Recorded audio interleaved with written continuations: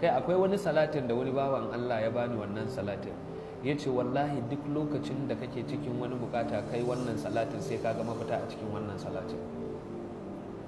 Kuma wallahi wani bakin ciki bai taba damu na a duniya na yi wannan salatin ban samu yaya damuwa na take a wannan lokacin ba.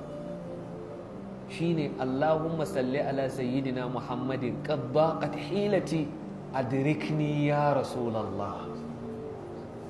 Allah ka yi salati ma annabi Muhammadu, dabara na da ƙarfi na ya ƙare, ka riske ni ya annabi Muhammadu. Dan wani a gurinsa shi dai ce wannan salatin ma ba wani shirka ne ko wani abu ne.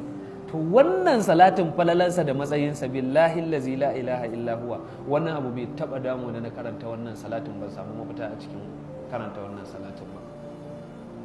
Tamassuki ne da annabi Muhammadu da duk da manzon Allah sallallahu alaihi wasallam. Tamassak bi azyalin nabi mutabi'an mazahibahu wal muhdasatu falala. To amma a haka wasu an kwankwada musu guba na kiyayya da falalan manzon Allah da matsayin manzon Allah. Kai makiyin annabi yayi asara. Wallahi makiya annabi kun yi asara. Kun yi asara. Makiya annabi kun yi asara. Ba ku da uzuri a gurin Allah.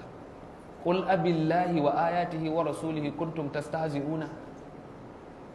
Ba wani abin da za a faɗa muku na falalan manzon Allah sallallahu alaihi wasallam sai kun tashi kun yi musu, kun yi jayayya.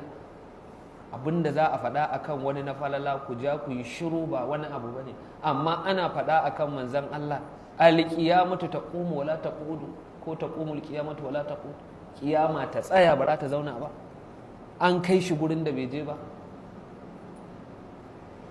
Allah ya sauki.